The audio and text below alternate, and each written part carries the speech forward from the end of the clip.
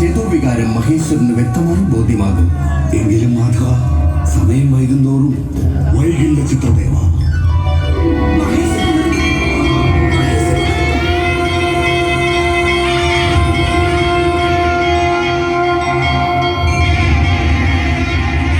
നാം എപ്പോഴും ഉറച്ചിൽ തന്നെയാണെന്ന് ദേവിക്കറിയില്ലേ?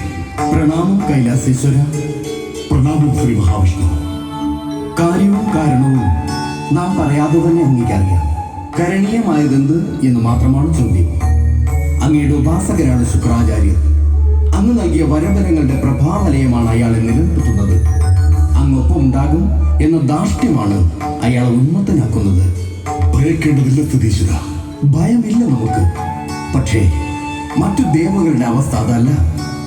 രക്ഷയുടെ മൂർത്തിയായ നമ്മെപ്പോലും വെല്ലുവിളിക്കുന്ന ഒരുവനെ നേർക്കാൻ നമുക്ക് പോലും കഴിയാത്തതെന്തേ എന്ന ശങ്ക ദേവകളെയും മനുഷ്യരെയും മാത്രമല്ല, സകല യക്ഷ കിന്നര ഗന്ധർവ തിരിയ രക്ഷാപ്രകൃതികളെയും ബാധിച്ചിട്ടുണ്ട്.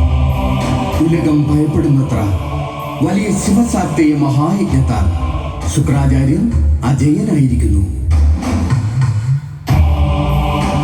14 ഉലകുകളിൽ പലതിനെയും അയാൾ അഹമ്മതിയാൽ തന്റെ കാൽക്കീഴിലാക്കിയിരിക്കുന്നു. ദേവലോകത്തിന്റെ കാര്യവും മറ്റൊന്നല്ല. സർവനാശങ്ങളുടെ വിഷബീജങ്ങൾ വിസർജിച്ച് ശുക്രൻ എന്നൊരു അസുരൻ ഏകഛത്രാധിപതിയാകുന്നത് കണ്ടിട്ടും മിണ്ടാതിരിക്കേണ്ടി വരുന്നത് അവൻ അങ്ങയുടെ ഉപാസകനായതിന്റെ പേരിലാണ്. കേട്ടിട്ട് ശക്തിയായ നമുക്ക് തന്നെ ആശങ്ക തോന്നുന്നു. അല്ലയോ നീലകണ്ഠ, നിത്യനിരാമയ, അങ്ങാണ് ശുക്രനെ ശുക്രാചാര്യരാക്കി വളർത്തിയത്. അങ്ങ് നൽകിയ അനുഗ്രഹങ്ങളാണ് അയാളെ അജയനാക്കിയത്. വളർത്തിയ അങ്ങ് തന്നെ അവനെ അവസാനിപ്പിക്കാനും കനിയണം.